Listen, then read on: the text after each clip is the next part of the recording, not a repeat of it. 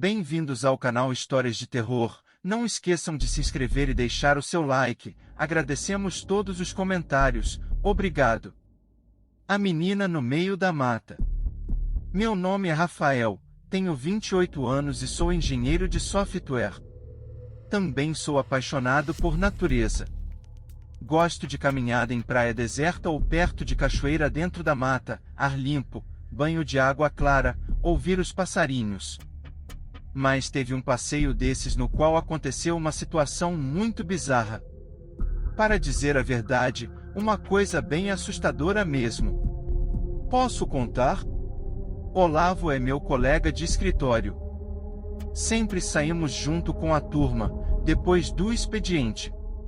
A figura chama atenção, barriga esticando a estampa da camiseta, barba fechada e escura, óculos de lente grossa e aro preto.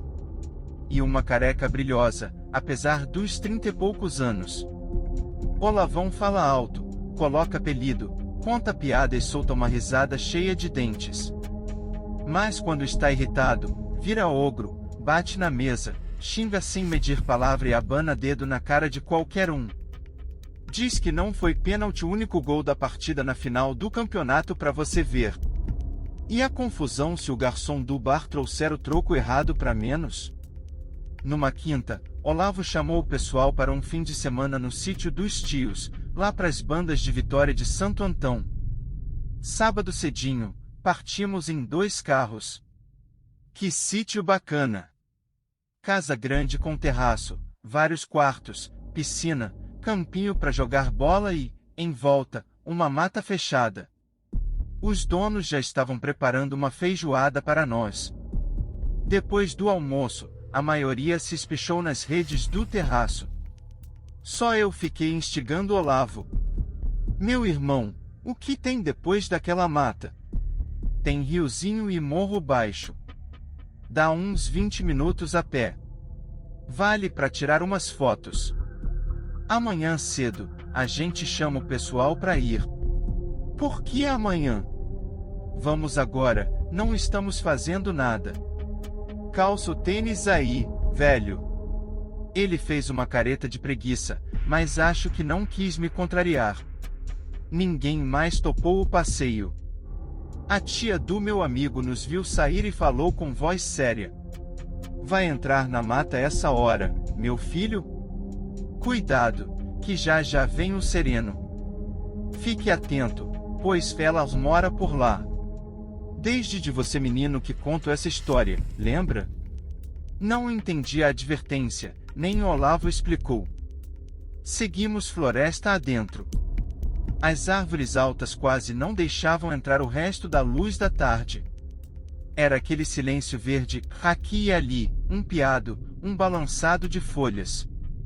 Andávamos calados, prestando atenção no caminho estreito.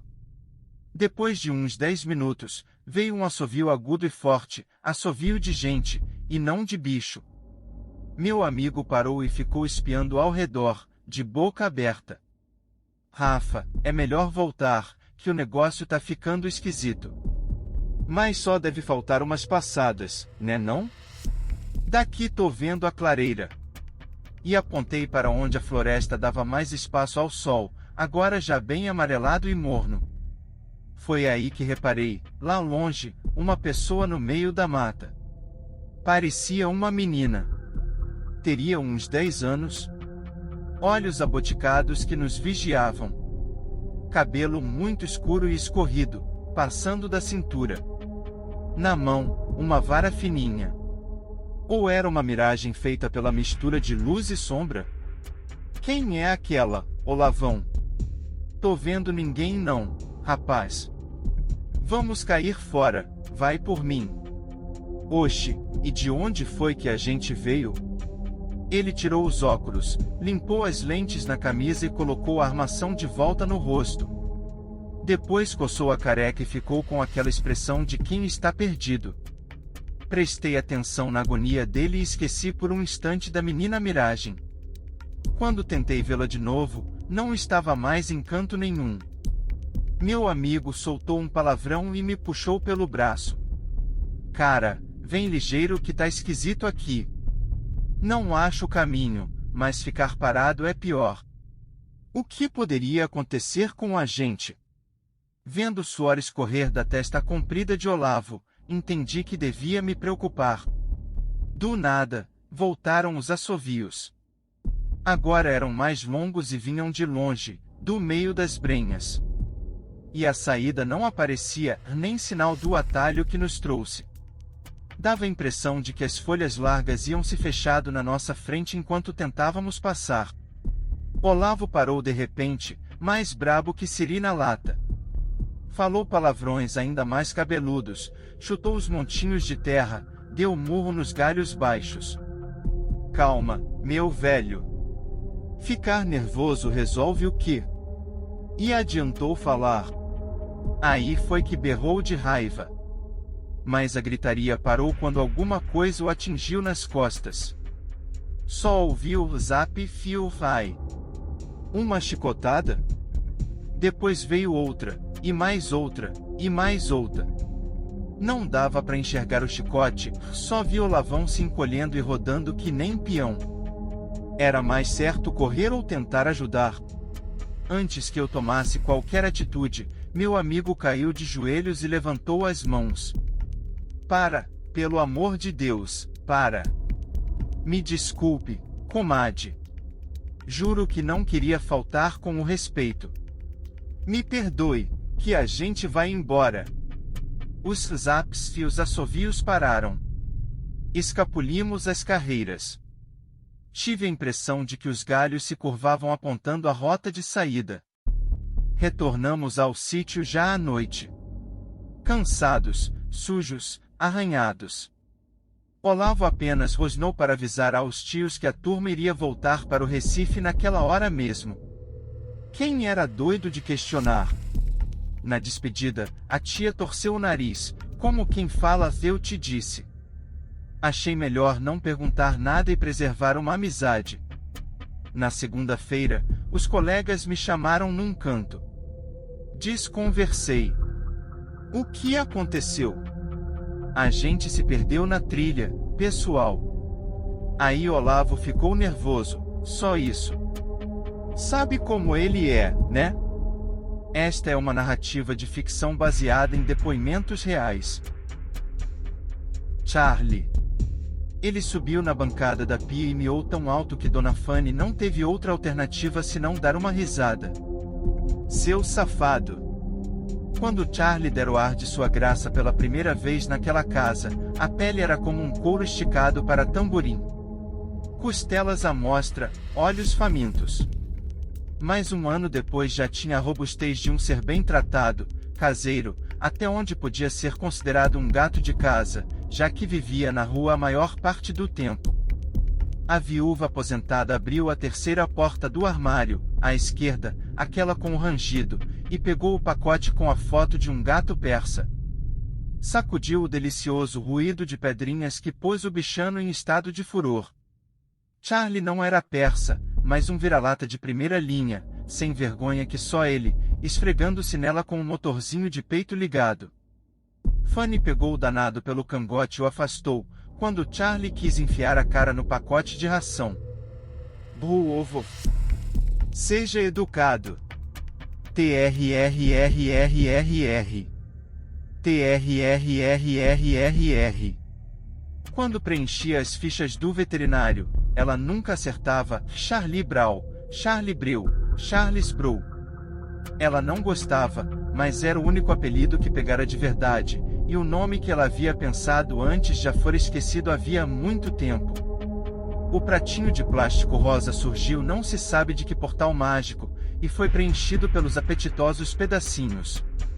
Depois, ela o desceu ao pé da mesa da cozinha. Charlie se comportava como um soldado que não via comida há semanas. E este soldado andara aprontando. Você andou no lixão outra vez, seu coisinha. Ela agachou com o costumeiro crack dos joelhos, e viu que a cor de neve da patinha de trás estava misturada a um pó azul claro, como sabão em pó. Charlie retirou a cabeça do prato, lambendo os bigodes. Em seguida,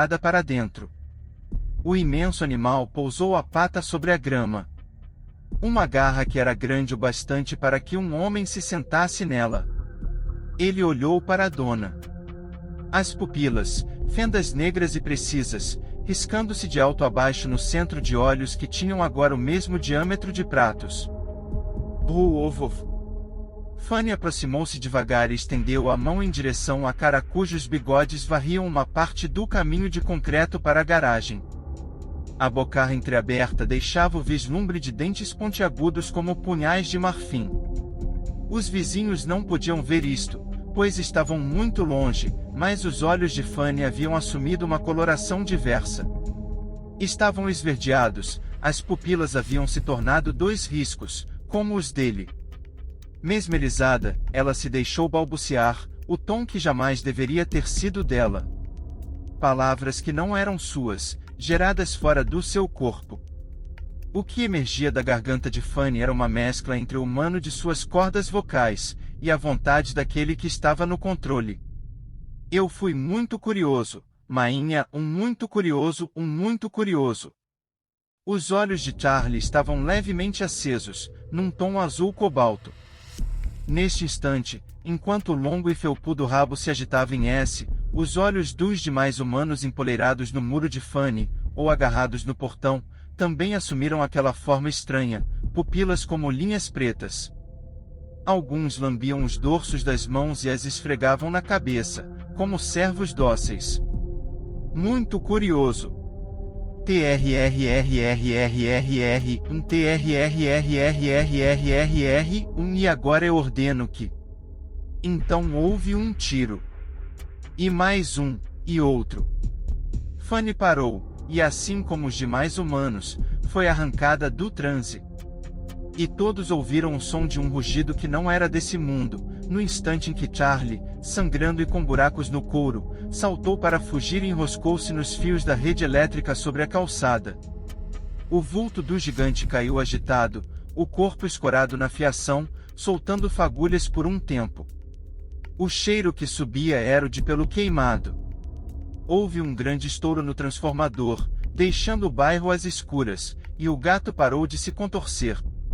Seu peso fez um dos postes inclinar. O ex-delegado baixou a espingarda, ainda fumegante.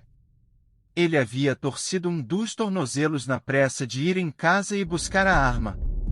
Isso havia mantido longe do efeito que Charlie parecia ter criado nas mentes ao redor de si. As demais pessoas olharam para o terreno de Fanny. A viúva ainda estava parada no mesmo lugar. Os olhos, agora normais, fitando o vazio. Algumas horas depois, horrorizados, aqueles mesmos moradores, assim como um cerco de repórteres e todo o Brasil, assistiram ao espetáculo da enorme carcaça sendo retirada pelos bombeiros. Mas além destes, havia também o destacamento de homens engravatados controlando a operação, dos quais eu mesmo fazia parte. Homens que me aniquilariam, caso pusessem as mãos nesse diário. Se soubessem que pretendo mostrar estas notas ao mundo, para que todos saibam como teve início a era em que vivemos hoje. A era do pavor e da loucura. Naquele dia, ninguém jamais poderia imaginar que, no lixão por onde o curioso Charlie fazia suas incursões noturnas, havia também um canteiro, meio escondido, onde regularmente nossos laboratórios descarregavam o lixo. Resíduos de materiais cujo pó azul brilhante pode ser visto na noite, como uma camada de poeira azul fosforescente. O dia em que mataram o gato em Olinda, foi apenas o começo. Fazem 5 anos agora, mas lembro perfeitamente do pânico e das pessoas correndo, quando olhamos para cima e avistamos o monstruoso urubu. Este conto integra o livro O Dito pelo Não Dito, textos produzidos na Oficina Literária Paulo Caldas, Edições Bagaço, 2016, cujo lançamento será no dia 20 de outubro, no Clube Alemão do Recife. Marcelo Trigo é ator e locutor. Sua carreira no teatro inclui 13 anos à frente da CIA de Teatro Vanguarda, em Florianópolis, SC, onde fez de tudo um pouco. Dirigiu, adaptou textos de autores brasileiros para o palco, atuou. Entre suas paixões, escrever o insólito, a ficção científica e a fantasia, seja para cinema, rádio, teatro ou literatura, onde vem dando seus primeiros passos como contista. O autor acredita no poder do conto fantástico, fã declarado de Neil Gaiman, H.P. Lovecraft, Ray Bradbury e Isaac Asimov. Seu livro O Olho do Leviatã foi publicado pelas Edições Bagaço em 2014. No momento prepara um romance sobre robôs que se passa na Recife do futuro. O conto Charlie foi escrito para a coletânea Dito pelo Não Dito e se baseou num dos mais clássicos ditados populares sobre gatos. Celso Vinícius Salles é arquiteto formado pela UFPE em 2006. Obteve diversos prêmios nacionais em concursos de projeto de arquitetura. Em 2009, teve breve envolvimento com cinema, realizando o curta-metragem 16 Graus Andar, o qual foi exibido em alguns festivais do estado. Como ilustrador, merece destaque seu trabalho para o projeto Um Cartaz para São Paulo, em 2012, e as ilustrações da série Cidades Reais e Imaginárias, publicadas semanalmente no site de arquitetura Vitruvius.